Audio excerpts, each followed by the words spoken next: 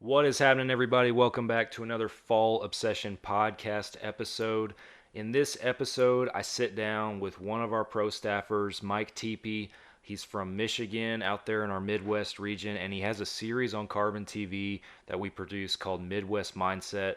Mike is very, very well versed in whitetail management, habitat management, and he's doing big things up there, local in his local area. That is to improve his whitetail environment. So I sit down with him. We have an awesome conversation in this episode, both about hunting in the Midwest, about hunting in Texas, the relevant to the time of year right now as far as what phase all of our preparation stages are in and what we're looking forward to this upcoming fall, what kind of bucks we're seeing. We talk about some whitetail behavior. We talk about hunting tactics. We even talk about hog hunting, and we give you guys a little bit of teaser also into a hunt that him and I are both going to get to go on later this year in November. So I'm super excited about all of it. It's a great episode. I hope you guys enjoy. Talk also, another great thing we talk about is just the hunting industry in general, online media, and the evolution of such. We talk about all sorts of things.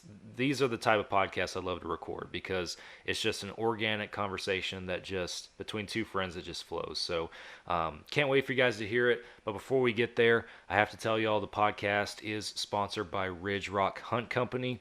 Derek and Lacey over there in Mississippi, they book hunts with vetted outfitters across the country. So if you're looking for that next adventure, wherever it might be, give Derek a call. He'll work with you on timeline, licensing, location, outfitter, all that kind of stuff. Cost, he'll try to work with you on something that fits your budget. He will get you set up. So give Derek a call, Ridge Rock Hunt Company. Go check him out. Our other partner on the podcast is the Outdoor Call radio app. Outdoors Dan from Respect the Game TV. He has an app that you can download on your phone or other device that basically allows you to stream hunting shows and podcasts on a loop every single day. You will find Fall Obsession Podcast on there on Mondays, the same as our new episode releases.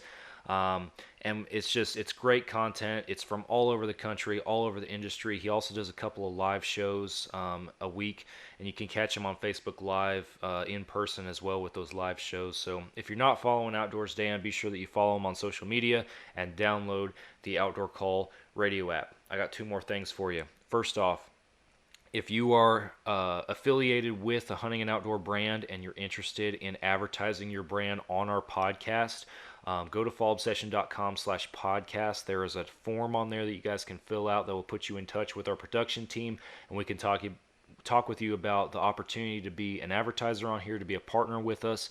We can talk to you about our analytics and what kind of numbers and what you can expect to see from promoting your brand on our podcast. So if that's an interesting thing for you or something that you want to consider, please send us a message on there.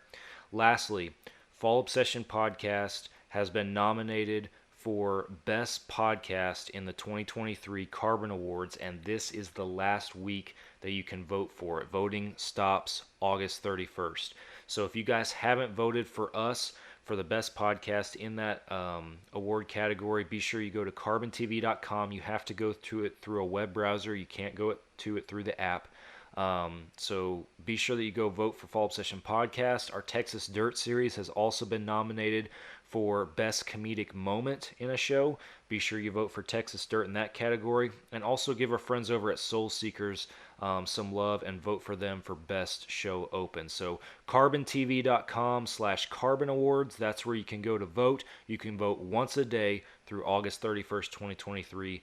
Be sure that you do that and show us some support. I'm going to stop rambling.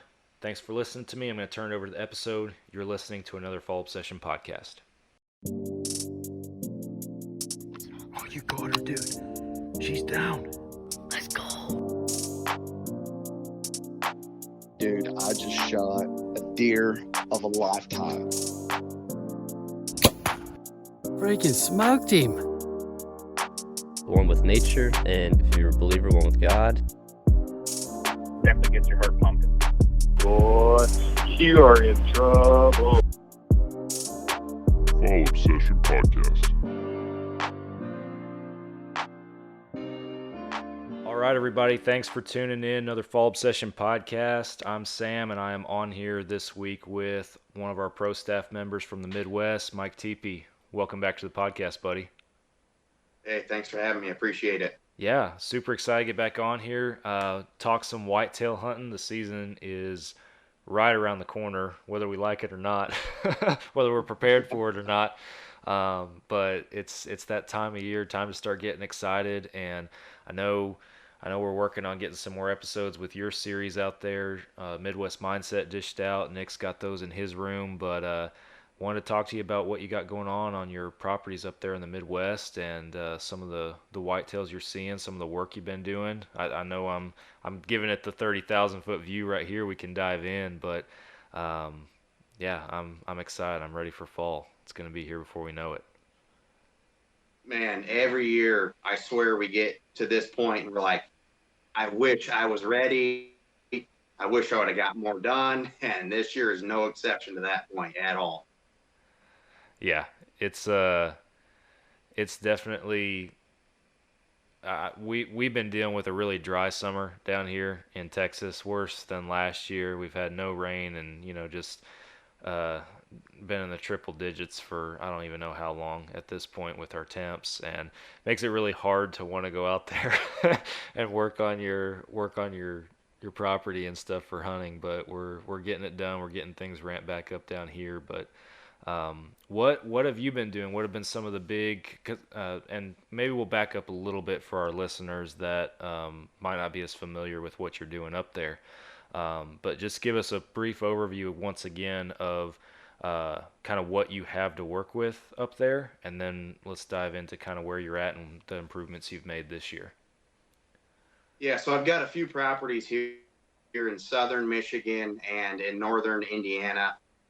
I travel up to about an hour and 30 minutes here from the house to some of these properties. And this year, I've been able to get a fair amount of work done here for the series Midwest Mindset and just for the overall hunting on some of these properties. A lot of these properties are mixed ag, hardwoods here in the Midwest. Mostly flat terrain. We don't have much topography here in this area.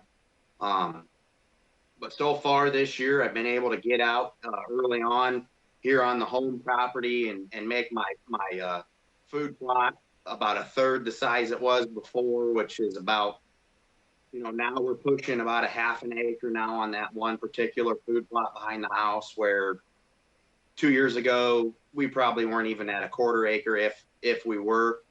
Got in there this winter, took down some big mature trees.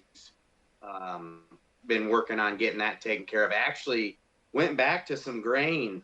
Got some corn planted right in front of the blind. I kind of was wanting it for a multi-purpose, not only for the deer to eat the corn, but as access getting in and out of the blind. It's about 10 yards in front of the blind. The way that we approach in, we come in from kind of below, like I said. So we don't have a lot of topography, but we do have enough that we can kind of sit down low, pop right up in the blind. The only spot that we're really exposed is that last 5 yards getting into the blind. And so with the corn grew great. I mean, even for being back in the woods, even though it's only a half acre cut out in the woods, it's an average of 8 foot tall, 2 to 3 ears of corn on each one. Also went in and planted the rest of the half acre in soybeans. Okay. Had to go in about 3 weeks after planting, install an electric fence with a solar panel. And that's my first time doing it. And I don't know if I'll ever not do it again when it comes to soybeans. They're just so desirable to not just whitetails, but a little bit of everything in this area. And I tried going without it, and they just mowed me down. And I put that fence up, and now I've got waist-high soybeans that look just absolutely phenomenal. A little torn when I'm going to pull that fence down. Yeah. How long do I want to leave it up? I don't want them wiping me out before our October 1st opener here in Michigan. But at the same time, I want them to be able to benefit from all those green, lush leaves on the beans. Leave those pods alone for late season. Also, what you guys seen in the Midwest Mindset, the 8 acre property that's right down the road from me, I got a 3/4 acre cornfield planted in there this year. phenomenal results. You got great soil there, great sunlight. I've got over 10-foot tall corn out there this year, and I'm not a farmer. So, I mean, just phenomenal results from that. Just went in there about 3 weeks ago now and got a brassica plot in between the corn and the woods. Planted the corn not just for food, but for screening, because of the way that property sets up. That road is only 80 yards off of the woods. And so I set that corn out by the road up to the woods, and you can't see the woods. There's no way you can see the woods. I don't anticipate you'll be able to see the woods unless maybe we get a heavy wet snow to knock some of that corn down. But yeah, that's looking great. Got a poor man food plot put back in by the swamp. Just used hand tools. Just checked that today, actually. That's coming up. That was my last plot that I got in there. It's only been maybe 10 days since I've gotten that one in. About 2 inches tall on everything in there. I think I did a total of 12 fall food plots this August, between behind the house and the other properties I have to hunt, and got perfect timing on all of them. Got great rainfall on all of them. And so super excited for that, just to see what we got going into fall. That's awesome, man. Yeah, those some big strides for sure, and some awesome success. It sounds like everything's coming together. Very cool. Yeah, I'm very excited about that. I know it's only an 8-acre property down the road. I'm excited because it's down the road 3 minutes from my house, so that's awesome. And this property's never had food. There's food across the road, and during the fall, it's just the guy that got permission is a buddy of mine, and it's like a cow pass where they're going across the road because there's no food on that side, because it's just swamp, marsh, a lot of bedding, but no food. So they're constantly, and I drive through there a lot for work in the mornings. I don't know how many deer I've almost hit, and some exceptional bucks. Honestly, every year, 1 or 2 exceptional bucks I almost take out on the way through there. And so I'm really excited to see what this food brings into that location. That's awesome. So I know while you're doing all this, you're scouting too. I know you got those cameras out there, and you're watching what you can on those. What are you seeing as far as whitetail behavior, whitetail growth, all that kind of stuff? We had an exceptional grow year here in the Midwest. I don't know if we have any bad grow years here in the Midwest. Yeah. You hear guys down in your neck of the woods talk about moisture and how that pertains to antler growth, and I hear it a lot out west with elk and mule deer and so on, where you guys can get some serious droughts. Here in the Midwest, that's less common. And overall this summer, we got pretty good moisture. Started out dry this summer, but it's finished strong. And I would say this year's been an exceptional grow year. We didn't have a bad winter last year, so the deer went into spring probably a little bit healthier than normal outside of some of them rutted up bucks. And so, yeah, we're seeing pretty good quality right now in Michigan and in Indiana. Indiana, like normal, is a uptick on the quality. Being a 1 buck state, a lot of them bucks get a little bit more age. But even the bucks we're seeing in Michigan for their age class are showing good potential. Awesome. Very cool. I know you sent me some pictures the other day, and I was pretty impressed with what you got to work with up there this year. It's looking pretty good. So I'm excited for you. Yeah, those were some Indiana bucks I sent you. I haven't sent you any Michigan bucks yet. I hate to say this on here. You don't have to if you don't want to. Yeah, well, I got one behind the house that I got an eye on. I've been watching him. This is year 3 now of watching him. So I'm thinking he might be 4 years old. And here in Michigan, I'm not letting a 4-year-old go. It's too hard to find. And if he gives me an opportunity with a bow in my hand, he's done. Yeah. And so I've got and he's been I don't really get regular bucks in the summer. We've set our property up. It's a little too thick. They don't like crashing their velvet on all the brush. So we get a couple fringe pictures of them here and there on the where they like to go out on the edge there to get out to the neighbors' ag fields. But yeah, he's definitely got my attention here in Michigan. And then I think there's 5 of them right now that I'm aware of in Indiana. That 3 for sure, and then 2 borderline that I'm aware of. Wow. That sounds promising. Well, I tell you what, we've been super busy this year. Built a deck on the back of the house, and that literally took up the last 30 days of my, spare time working on that after work till 9 o'clock some nights, and it's done. Thank God, we're happy. But if it wasn't for those Tacticam reveals, I mean, that saves me so much time on the scouting side of things. I can take an hour, 2 hours, and run and get these cameras set up and let them do the work. Yeah. Yeah, I had to the other day I had to put on one of my stands a card pull because the older cell cam that I had on there, it pooped out on me. So I had to put a card pull, and I was like, I feel blind. I don't know what to I don't know what to do with this. You mean I got to pull the memory card out to see what's going on here? It's like, man, technology has spoiled us. So You got that right. I was down here in the basement yesterday looking through some of my gear as I was putting out another Tacticam, and I found like 15 or 20 SD card cameras, and I'm like, oh, do I put these out or do I not? yeah, that's kind of the line that I walk too, because like I'm the same way. I dig through a tub or a hunting bag, and I'm bound to find an old SD card camera in there somewhere, which is crazy to me now when I stop and think about it, because I can remember when it was a big thing to have every single one of them in the field. Now they're just sitting in a bag, but yeah, and then the battle of, well, is it worth my time and effort to put it out? Not just for the reconnaissance, but then I got to go out there and pull the card and come back and read it and all that. And yeah, I sound bougie on here talking like that, but that's what technology has done. So yeah. Well, especially for guys like me that remember the old 35 millimeter film, and you're rushing it to Walmart or Meyer and doing the 1 hour photo, and you just can't wait to get a whole film worth of raccoons.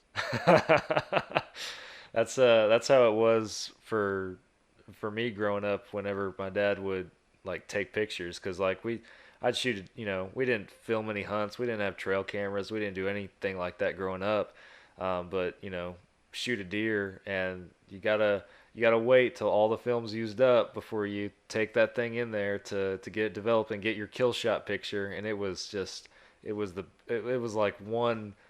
like an event after the season where you would get all your pictures all at once, and you get to relive those moments. So I remember that, and now it's just on this thing.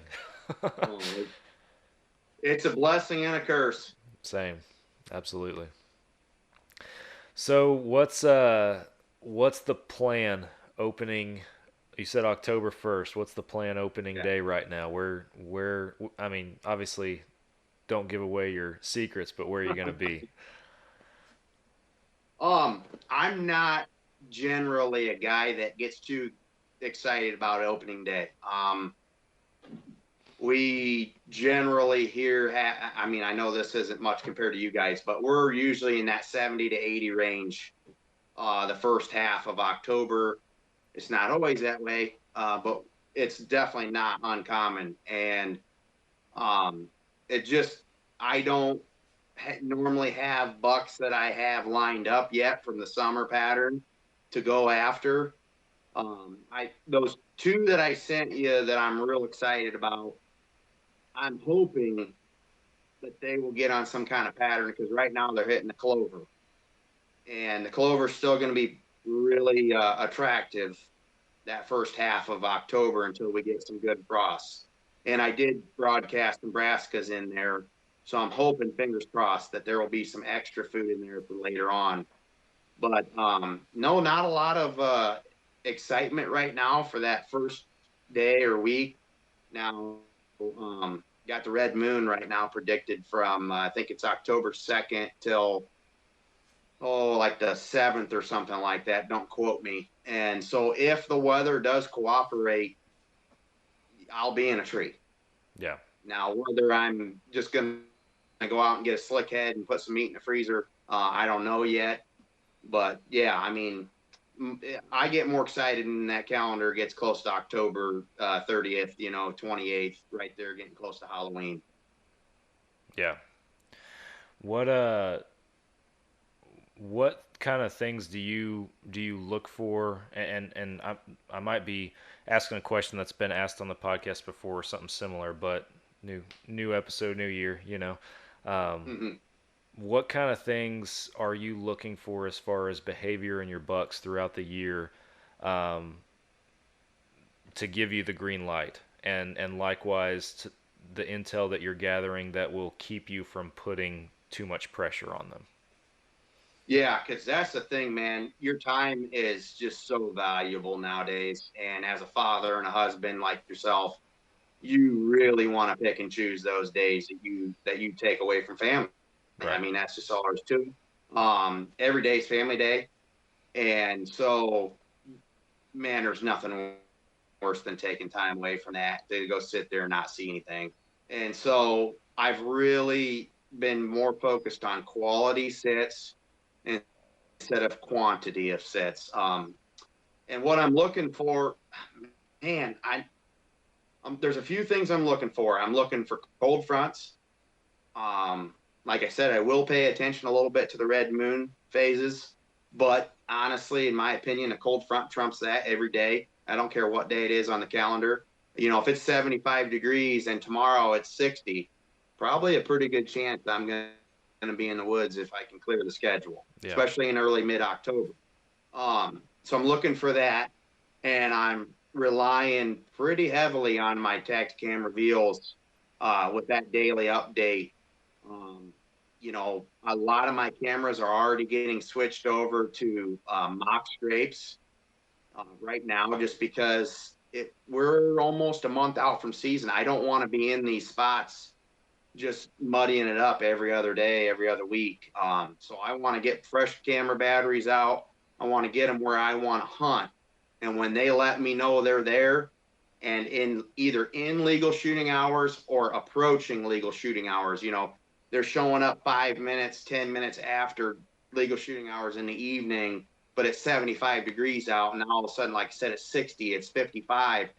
Hey, that little uptick in that could definitely change him to now all of a sudden he's getting up 10, 20 minutes earlier. Now all of a sudden we can make things happen. And so I'm definitely watching the cameras. Just basing it off of what I'm seeing when I do go out and hunt. And I'm trying to do the less is more here to start the season out. I hate the saying you can't kill them on the couch.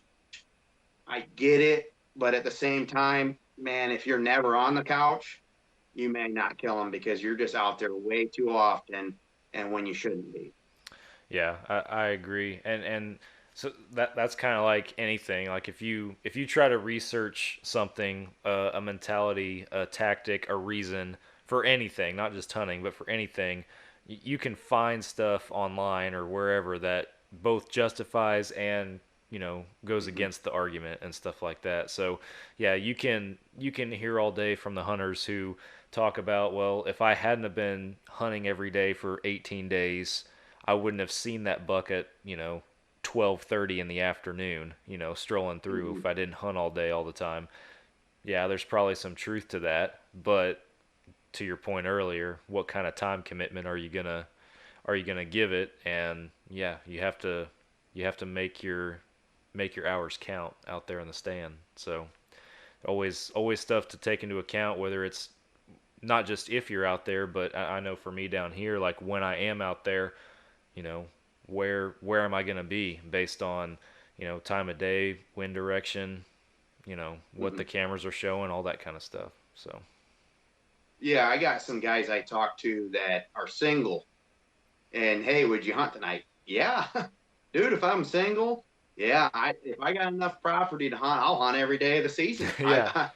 I mean, I used to kill a lot of deer like that back in my 20s because I would hunt 6 days a week. I didn't care. I'd get an evening hunt in here or there, a morning hunt. But I was very fortunate enough, back in my 20s, I probably had 10 different spots that I could hunt within a 30, 40-minute drive of my house. So you always had something fresh and you always had something you could hunt depending on the wind. So, everybody's situation is different, but as, a married man like yourself and I and have young kids at home, that time's precious now, man. Yeah.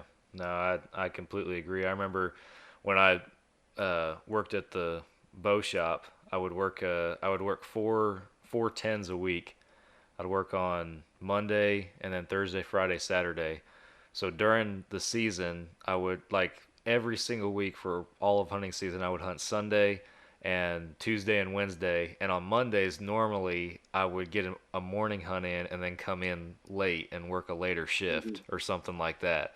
And like every single week, I would do that exact same thing. I didn't have anything else to do, you know. And I mean, I shot some deer and put some meat in the freezer and stuff for sure, and probably some frequency had something to do with that, but Yeah. I couldn't imagine doing that now. So Yeah. No, yeah, it's tough, but yeah, there's not just one way to do it. There's so many different ways out there that you can be successful in the woods when you're chasing whitetail, and I think that's what we, as sportsmen, as hunters, as conservationists, I think that's kind of what draws us all. And not only is whitetail readily available, basically across the country, but there's so many different ways that you can hunt them and be successful in different tactics. yeah, yeah. I have a friend down here. He's been on the podcast once before a while back. His name's Jesse Johnson. He hunts public land very exclusively down here, and with a trad bow at that. Um, he has a couple. I go to church with him, and he has a couple other buddies there at church that hunt public land frequently with him as well. And I can remember sitting in there one morning behind one of them, and he's got a little speck of blood on his dress shirt. And I'm like, I'm kind of looking at it, and come down the stairs afterward, and look out the window in the parking lot, and he's got a big old 8-point sitting in the back of his truck, and he's showing it off. He went and hunted public land that morning before church, shot an 8-point, didn't even Wow. like dressed him, didn't have time to do anything else, just threw him in the back. His wife said that he had his church clothes on under his hunting clothes so that he could just shut him off real quick as he was walking through the door. I was like, dude, that's commitment right there. Dude, that's epic. Yeah. So many different ways to do it. So many different schools Yeah. of thought. So Yeah, and that's what's so awesome about it. Who cares? Just go out there and do your thing, man. yeah, yeah. I mean, not just for what works for you to a point. And when I say what works for you, still got to be smart about it. When it comes to hunting the wind or not over hunting. In my opinion, you got to keep that in mind regardless. But yeah, like you up there in the Midwest, me down here in Texas, guys out west, everybody's got a different environment and different circumstances that influence that time in the woods. So it comes down to, like you said, what works for you, opportunity, and just a little bit of forethought. So Yeah, could you imagine, like, if I just called you up this fall, hey Sam, come take a week off, come hunt up here, you'd be up here like, I'm gonna do what? We're gonna sit here. hey, I can't see nothing. Yeah. There's no feeder. I mean, what are we waiting on here? yeah, I mean, hey, I'd do it. Don't get me wrong, but I'd certainly be asking a lot of questions. Well, yeah, 'cause I guarantee you, if I come down to Texas, I'm gonna be like, where do I set up out here in this sagebrush? Mesquite's where I'm at. You don't want to be mixed up in those spiky things. They're nasty. Yeah, but I mean that's the thing. I mean, think of the habitat differences across this country, and the whitetail thrive in all of it, Yeah. and it's awesome. I think it's so awesome that God created these species, and that we get the that we readily available to us to be able to harvest. And Yeah, I mean, that's just wow, we're so blessed, so blessed. We need to absolutely. remember that. Yeah, I mean that's why they're here.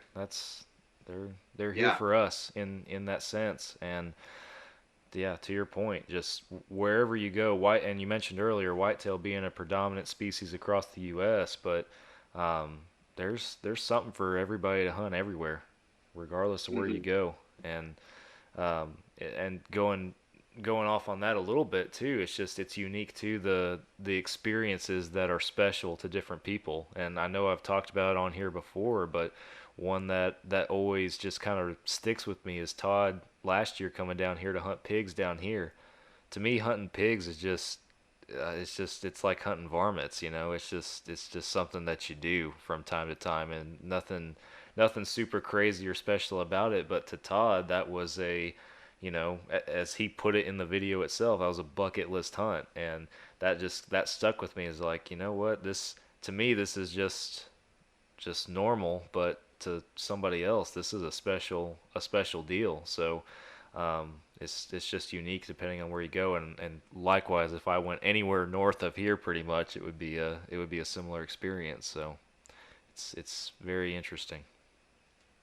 I think we get so used to hunting the game that is readily available in our areas that, like you said, it's like it's just a pig or a hog, whatever, Yeah, I mean, what's so special, But then you got guys like Todd and me and all these guys in the Midwest. Like, if we seen a pig running through the woods, not only would we be like freaking out, but we'd be grabbing whatever weapon we could if we weren't gonna, be breaking any laws. yeah. Because I like bacon, so Well, there's some down here that you legitimately don't want to turn into bacon. yeah. There's some that are good eating, but like that big one I killed last year, he was nasty. And I got another one this year that is equally the same Yeah, you size. can get So Hogzilla too. maybe, man. I saw him in person, the second one last year, one time. Didn't get a shot at him, but he's still staying in the same area. I took a mineral block out to this location where I have a camera set up that he frequents. I took a mineral block out there last week, and I set it out and have a camera on it and everything. Within 48 hours, that block was out of the camera. Like, I don't know where it is. He's been out there playing soccer with it, just kicking it around, pushing it around. I'm like, well, I mean, I hope something's eating on it, but that was a waste of a trail cam spot because I have no idea where it is. He showed up within 2 days and started messing around with the thing. So they're Oh just wow. that one in particular. He's a nuisance more so than the other one that I shot. This one's just he's smart, he's intelligent, which is something that's a whole nother podcast. But that's something that people don't give pigs credit for. Is there's a misconception that all of them are just dumb, and Yeah. not the case. They're smart. Well, that's good to know if I ever get a chance to hunt them. Not taken for granted, but that's kind of how it is with anything you hunt. And if you're new at hunting something, I definitely would go into it not wanting to think that that it's easier than you think it is. Yeah. Yeah, it's definitely been an educational piece for me on this place. For so many reasons, but in regards to the pigs, like even myself, like there's always been, as I said, the misconception that they're dumb, and I think people believe that when they see them in groups, which is pretty frequent for the sows and piglets, and it's not because they're dumb, it's simply because they are creatures of habit to a point. As far as if you have a frequent food source like we do down here in Texas for them, like they will show up at the same time, the same day, all the time. Um, but when they're in larger groups, they don't have good eyesight at all. It's their biggest downfall. But when they're in larger groups, all their other senses of smell, hearing that they rely on are dampened down because they can't hear or smell very good over their own stench or their own noise. So that's why Oh wow. people get to thinking, hey, these things are stupid. but they're not. Mhm. They're pretty intelligent, and this place is the first place I've ever had where the boars, unless there's a sow in heat, the boars travel by themselves. They're loners. And that's been the educational piece that I've learned as far as a little bit more about how smart these creatures are, because I've been dealing with these boars that are by themselves and are very smart. So they've So it's schooled kind me of a like couple times. the opposite of white-tailed deer, man. I love seeing a big old buck just come on in all by himself because you don't got that doe or two or doe family in front of them that you got to fool first and get them go by you first, so you can come to full draw or Yeah. whatever. So it sounds like them big boars, they want silence. They don't want all that distraction, so they can kind of be focused in on their environment. Yeah. No, the one time that I had this boar that's still out there, that's playing soccer out there, the one time that I had him in front of me, I was switching to my trash arrow because I don't want to. I'm not superstitious. I just don't want to shoot one of my good arrows into a pig that might run off with it. So I have a trash arrow in my quiver just for pigs, and I was switching over to it. Yeah. And when I knocked it in, barely made a noise, and that was he was listening, and he didn't bolt or anything, but his head went up and he turned and walked away immediately. He knew How that far was it? he was 25 or 30 yards, I don't remember. So Wow. it was in one of my stand setups, but yeah, he was honed in on those senses. And yeah, a group of pigs, if your wind's good, you could practically walk right up to them sometimes. I've done it before. So it's crazy. So yeah. Yeah, you do see some of them. I've seen them hunts in Texas for where they're hunting a javelina, Yeah. and it might be a little different than what you've got. But I see them walking right down a dirt road, and it's like they just walk right up to them 20, 30, 40 yards and shoot them. And it's like, I don't look hard. Yeah. Yeah, when I've never hunted javelina, I won't even try to speak to that, but yeah, with these I've followed a group of pigs right behind them and stuff before, and yeah, I've half the time just to kind of mess around with them and see what you are able to do with a group of them. But yeah, it's an interesting dynamic. So I have a guy that I'm trying to schedule for a podcast, and this is something for the listeners, viewers to look forward to. I don't have a date yet, but a guy that's very well versed in hog hunting down here for years, and I'm going to do a exclusive hog hunting podcast with him to talk in more detail about some of these behaviors and stuff, and some of the stuff I've already spoken about how they're more smarter than we give them credit for. So Nice. I want to take a second and talk to you about what's going on down there at Texas Dirt this year. How are things looking? Was it year 3? year 3, yep. Yeah. How are things? I mean, I feel like as a listener of the podcast, you don't dabble too much in the Texas Dirt exactly during the year as much as maybe some of us would like to hear the updates on how things are going down there, not just from hey, we're filling feeders up, Yeah. we got some quality deer, we're figuring this property out. I mean, how's this looking going into year 3? I mean, pretty high optimistic that, this is going to be, it getting better and better. I am optimistic about it for sure. As we were talking before we started recording, it's been pretty dry down here. We've had a very hot, very dry summer, more so than last year, which is not very, doesn't make me very happy about that, because last year, being year 2 on Texas Dirt, we had some intentions, we had some plans to maybe start integrating some food plots and everything. When we started seeing what the weather was doing, we're like, well, we're going to hold off till next year. Well, now we're into next year and it's even worse. So it feels like all those plans just keep getting delayed further and further. But we made last year, as far as what setups we have working for us, as far as the number of spots that we had scouted, that we had gathered intel on, that we put stands and setups on, we had upped that drastically from year 1 to year 2. So, like, my first trip out this year to get everything, squared away, and, that kind of that initial preseason trip, if you will, I felt like at first I was doing the same stuff that I did all of last year, and it felt redundant. But at the end of the day, the realization that I had, was obviously, man, it's all up from here. Like in 6 hours, I just got everything back to the max that we had it last year. So now Okay. all of my efforts, every trip I go out there from here on out, everything is improvement. Everything is building upon that. Everything is doing something else. We scouted toward the end of last year. We scouted several spots that we wanted to put new stands on, and new setups on. My dad found a really good spot actually that's not 300 yards from camp. Actually, it's pretty close. That was one big realization that we had. Just looking, if you look at a map, like our camp is pretty close to the front gate, like most places or leases down here similar to ours probably are. But we have 807 acres to work with, and we realize that there's probably about 60 to 80 acres northeast of our camp that we really haven't touched, that we really haven't ventured into at all. And it's mostly mesquites and little scrub brush and, short stuff.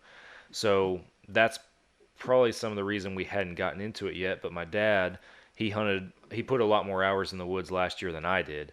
And he did a lot of scouting and walked a lot of trails, walked a lot of areas, and he went up into that area and he found a good spot up in there. Where we don't have huge tall trees for tree stands. I only have the one tree stand from last year on the place, but he found another spot where we can put a tree stand in, on a nice little clearing up there. So that's the next plan, this next trip out, which him and I are going back out there at the time we're recording next week, and gonna finish out that spot. We already have some stuff up there, but we're going to finish it out so that it's ready to go. We don't have to touch it again until season starts. And then a couple other spots that Nick and I had found that we're looking to develop. We are learning the deer a lot better. We're learning the property a lot better. We've learned the deer sanctuaries a lot better, and we were never in them in the first place, but we're definitely developing some of our tactics and some of our strategies more around, letting those sanctuaries be, and hunting the outskirts of them, or getting initial draw based on some of the topography and other resources around, in regards to kind of where the deer are moving and stuff. I've seen a few decent bucks so far. My dad, on his stand, actually, his primary stand, that is, he probably has the nicest buck we're looking at, a 4.5-year-old 8-point. That's pretty good looking so far. And that's the nicest buck we've seen. If it mimics last year, though, it's going to be second, third week in September before I really start seeing the bucks start showing back up at some of our stands and everything. We are feeding more protein this year. We're feeding a protein and corn blend. That's an upgrade that we made. Year 1, year 2, we were really feeding mostly just corn, and this last year, actually starting last February, we started feeding protein. So we've been feeding protein all year long so far. And again, my bucks have been somewhat scarce. I've seen them here and there. From what I can see, it's improving from last year, but I'm really excited to see the full effects of what just a few months of feeding protein might do. Might not be much, I don't know, just with the drought and everything, how all that's going to kind of come to a head in the end, but it's at least a start, hopefully, for, even next year, if we continue feeding what we've been feeding and stuff. I honestly, it's a little premature to say, but I'm really excited for next year if we keep it up. So, now, are you running pellets? Are you running protein pellets in there with your corn, just doing a mix? Doing a mix, yes. So, okay. Yeah. Well, you got to think. I mean, so many people are worried about feeding this year's crop of mature bucks. Hey, can I give them that extra 5% or whatever, 10% to help get them over the top? But by you starting to feed that protein too, corn doesn't have a lot of nutritional value. Right. It has more of an attraction value. And by you throwing that protein in there, in my opinion, you should be really excited about 3, 4, 5 years from now, because now these fawns, these button bucks and the does, you want healthy does too, but these fawns, button bucks are getting this protein because, yeah, you're saying you're not just loaded with bucks in the summer. And around here, I hate having loaded with bucks in the summer. That's never a good thing around Right, here. exactly. Not down there where you're at, but if I got them all in the summer, they're not going to be here in the fall, because that just means the habitat doesn't match what they want at that time of year. And so, but with you getting all these fawns off to that great start year one, and then there's a good chance they'll be back next year as a year and a half olds. Like, I think that can make a significant improvement, in year 3, 4, and 5 when those bucks are growing. I think you're going to notice the quality jump. Yeah, and that's the hope is that we can maintain this moving into the long term with these bucks. And again, like last year, we saw, because of the drought last year, we saw a huge regression from year 1 to year 2 as far as the quality of bucks that we were seeing. And so this year, I'm hoping we're at least on an somewhat of an incline in that. But again, like we're thinking of the future, as you just mentioned, all the way through this. That's why last year, not a single one of us that hunt that place shot a mature, I don't want to use the word trophy, but like a good mature buck. All of the deer that we killed were management quality deer, as far as the bucks were. So we pretty early on last year chalked last year up to a management year in that sense. Granted, if we saw a really big deer, I doubt any one of us would pass on him. But we are playing the long game with it, however it shakes out. And so again, we're laying the foundation in these early years for, as you mentioned, 4, 5, 6, 7 years down the road, and what it's going to look like then. And I mean, it's been a lot of work. We've made a lot of improvements in 3 years. I'm excited for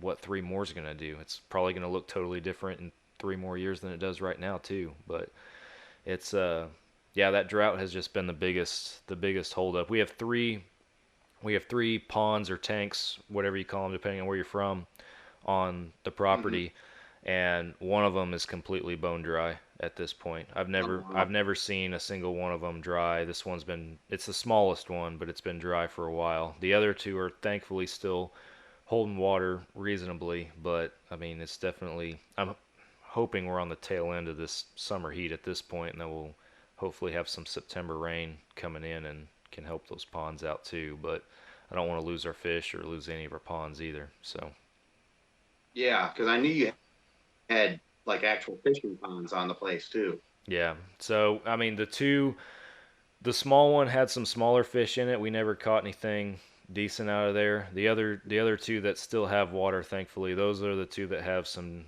decent bass in them. So, and I mean, I'm not a huge, I'll be the first to admit I'm not huge into fishing and stuff like that. My wife is actually more into fishing than I am. But it's cool to have stock ponds on the place that some people might look at as shooting fish in a barrel. I look at it as it's a chance to get the kids out there and actually get a fish on a hook for them and give them a good experience in the outdoors. So. Well, yeah, the wife and kids could do a little fishing too if you want to run out and either hunt or do some work and trail cameras, and gives them a reason to want to be there. Yeah, we've done that before for sure. So. Yeah. In regards, and to summarize the Texas Dirt stuff, in regards to the series itself, we're trying, again, just like we are with the property, we're trying to grow and improve the series and the show people can find on, CarbonTV and YouTube. I going back and watching like last year's episodes, or certainly year 1, as the season goes on, you get deeper into the episodes, you start to, at least I, as a producer, start to see the regression of the quality of filming or what I'm able to capture on film and stuff. So my biggest intention is to try to keep that more consistent and of a higher quality going deeper. And then also, it's easy when the season starts to turn it into a hunting show And while there will be stuff like checking cameras or filling feeders in it from time to time, I don't want that to be the sole focus of this series moving forward. So whenever I'm out there, even if I am filling a feeder, I try to spend more time talking about the location, the significance of it, why we put this stuff here, what this spot does for us, and where the deer move from. Try to be a little bit more intentional with the production and the information that we're sharing through it. So that's some of the direction we're taking the series. We've already filmed the pilot episode for season 3. We're trying to get another. We just released this first little clip of this little mini Hog Wars prequel thing that we're doing. We put that out today, actually, at the time of recording. But we're going to try to get another one of those out with a little bit more action, and then be kicking off season 3 sometime in September. Be dropping our first episode. So that's kind of the plan moving forward. Well, that's exciting to hear. I think we're evolving in hunting, and when I say we're, I mean everybody. Yeah. Everybody that's been a hunter for multiple years, maybe not so much the new hunters or newer hunters. You think back to when you used to watch hunting TV and outdoor network channels, or maybe it was Saturday morning on your local channel. They had a monster buck reel tree or something, in the morning.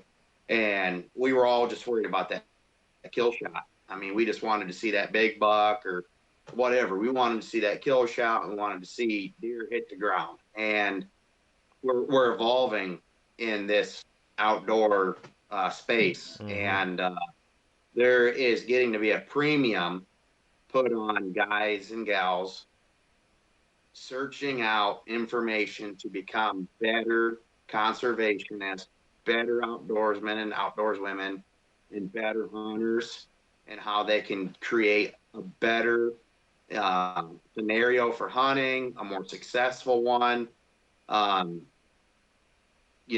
enjoy their time more so in the field. And you're just seeing that demand rise in this industry, where everybody wants more content based on off-season work. Okay, that's cool, Sam, you killed that nice buck, but why? Was there a reason behind that location? What made you decide to pick that 5 acres to really hone in on out of 800 acres? Yeah.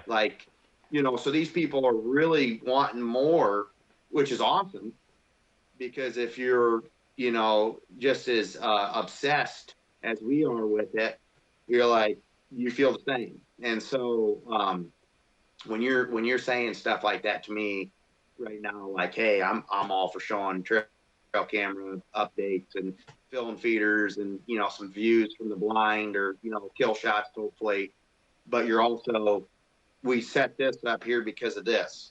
Right. You know what I mean? And I feel like there's a lot of people now that are out there trying to figure that out, more so than just, wow, you shot a nice buck. I mean, we're all here for that too. Yeah. Yeah, I was thinking about that, or something along those lines, earlier today. I was actually watching an episode of another show on CarbonTV, Soul Seekers, which is a guy down here local to me, actually, Johnny Mac, that I've gotten to know a little bit, and he has a show on there that's pretty good. But I was watching one of his episodes this morning, and I thought to myself, I was like, thinking back, same, growing up, watching old monster buck VHS tapes and that kind of thing, and just the kill shot hunt itself. And I was thinking, when did this transition happen to more of the storytelling, more of the overall adventure of the hunt, the other information and educational points of it? And I know that there were some shows in the early 2000s, like the Real Tree Road Trips, or Waddell when he went bone collector, and I'm speaking to the ones that I personally observed a lot. That's why I mention them. But they started telling more of a story, and then I think when everything pushed online, obviously that was a big drive behind it. But then you think of just the generation of hunter right now, the new generation of hunter. I remember me growing up and learning how to hunt. I learned how to hunt with my dad. So everything that I taught, all my questions, I was asking him. All of the stuff I wanted to know, I learned from him, and have, built upon that over time with other outside sources and whatnot. But now everything's just at your fingertips, with especially with Yeah. a newer, younger generation of hunters. So when they want to know something, when they want to learn how to do something, instead of asking the old timer that's been doing it for 40 years, they and I mean, nothing against either one, but they go to their smartphone Yeah. and they look it up and they watch a YouTube video. That's the age that we've transitioned into, and that has a lot to do, to your point as well, with that people wanting that education, those educational points in these series and everything. So Yeah. When you were saying, you were thinking to yourself, when did this switch happen? And the first thing that was in my head was YouTube. As yeah, soon as YouTube got big, it was like it just launched the information. And like you said, you know, technology is a curse and a blessing. And I think more of us need to go back to that guy that's been hunting for 40 years. yeah, And, hey, you want to do research on YouTube and everything else, do it. Man, I do it. Yeah, but don't overlook that, that guy that that's, been in the woods for 30, 40 years, and ask them some of these questions that you got, especially if you're a newer hunter, because man, the way that some of these guys can articulate it and explain it to you in your personal situation, I think you'll gain more in the short term than watching YouTube videos on somebody killing a big monster buck in Iowa and how they go about it. Because if you're hunting in Texas, I'd much rather talk to the guy at the coffee shop that's got 30 years of whitetail hunting in Texas than what somebody's doing over in Iowa or what I'm doing in the Midwest. yeah.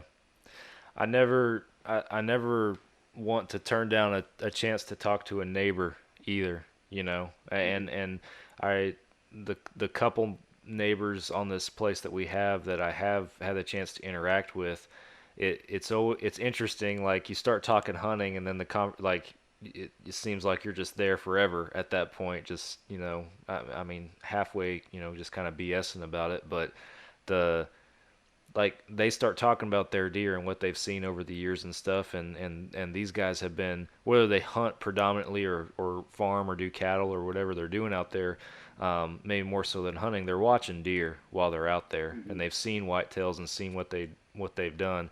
And I remember year one, we met one neighbor on the road, got to talking with him, and he started talking about this big buck that he had coming in last year and his behavior, and how he bounced across this field between two locations and this, that, and then telling us all about this deer. Deer's probably dead at this point, but I'm listening to him talk about it. I know the field that he's talking about, so in my mind I'm playing it all in my head and thinking about how this deer's behaving and what he's doing, and taking that information and thinking on how it applies to my property right next door, So, and it's just those informal little conversations that have, whether it's a lot or a little, some form of invaluable information that you can take away from it. So, Well, and it's good to realize that we never know everything.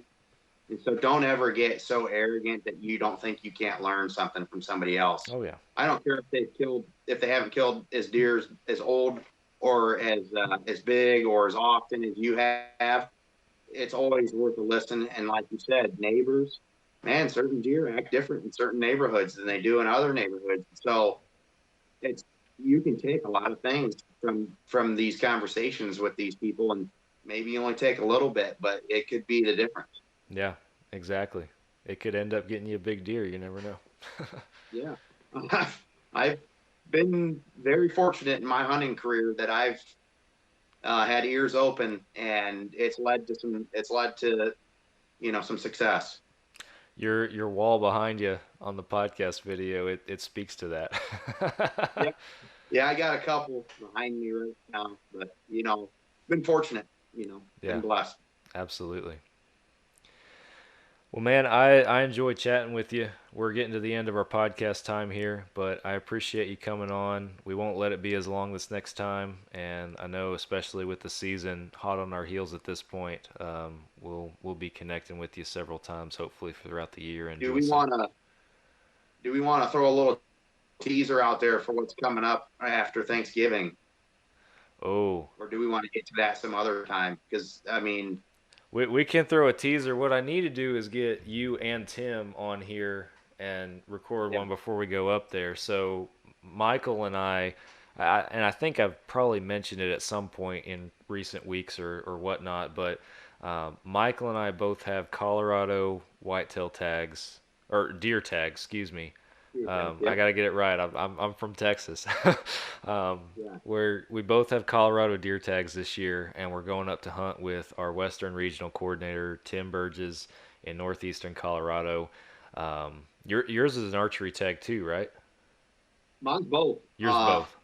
Yeah, the way we're setting it up right now is I'm giving myself approximately a week to archery and approximately a week to rifle. Hopefully it doesn't take that long, but hey, we're hunting. So, Yeah, yeah. but So mine's whitetail. My tag's whitetail, either sex, and then, like I said, I'll be able to finish out the last week of archery season, and then start out the first week of rifle season.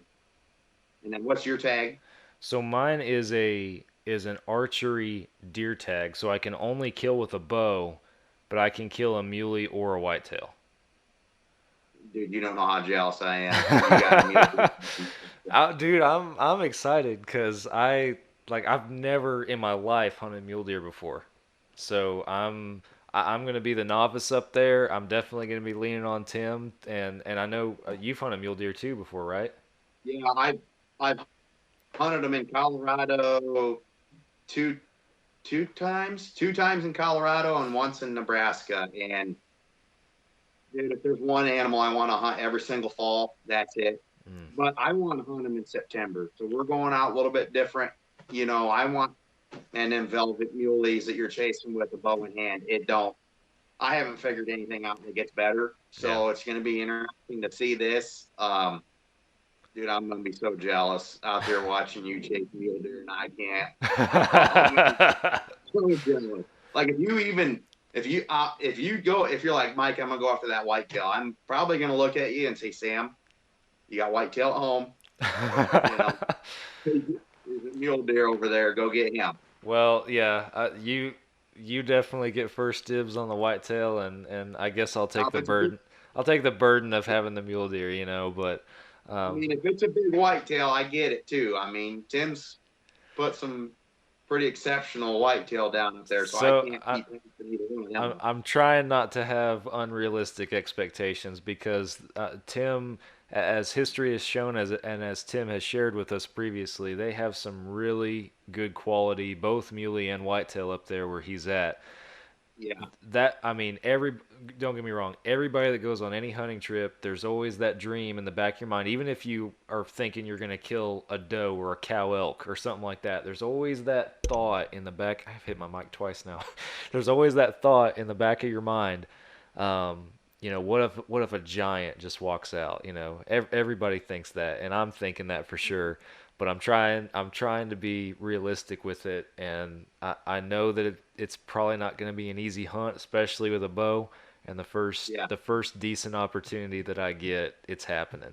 So Well, and with mule deer stalking with a bow, quantity is definitely going to be a good thing. But I've learned over the years, and we don't got to dive in there too deep, but patience, man, patience is key when it comes to a bow in your hand and stalking. Because I wish I had a little more patience on those two Colorado trips, and I'd have a couple more on the wall. So.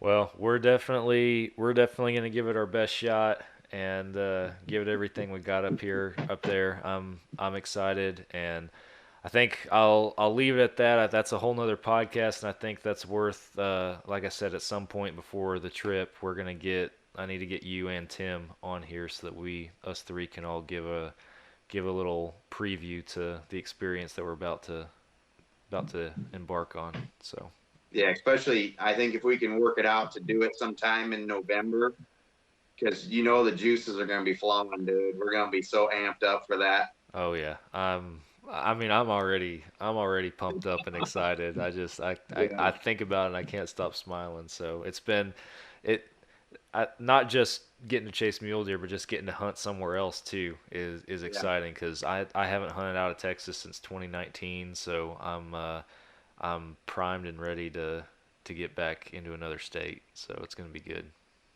yeah. Get that shotgun ready. Oh yeah, Them pheasants are calling. yeah. I gotta kill a deer first. We got time for all of it. Oh yeah.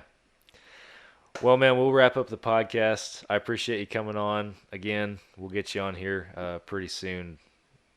Keep everything in the loop. So, Appreciate it. Thank you very much. all right, guys, thank y'all for listening. We plug our sponsors at the beginning now, so I guess I can wrap it up. But I will just remind y'all this at the time y'all are listening to this episode. This is the last week that you guys can vote for Fall Obsession in the 2023 Carbon Awards on CarbonTV. We have been nominated for Best Podcast. That's Fall Obsession Podcast. And our Texas Dirt Series also got a nomination for the Best Comedic Moment. I would have nominated the whole series for that because it's just, looking back, it's just kind of a joke sometimes in my mind. But old Nick Powell's taking his Toyota Prius out there on the hunting lease got us an honorable nomination for the comedic moment. So head to Carbon TV. There's a drop down menu on the left hand side that'll take you to the Carbon Awards voting section. Takes 30 seconds for you guys to vote for Fall Obsession for Best Podcast, Texas Dirt for Best Comedic Moment, and while you're there, be sure that you vote for our friends over at Soul Seekers for the Best Show Open as well. You can vote once a day, every day through the 31st. All right, guys. Thank you all for listening to another podcast. We're back again next week. I'll catch you then.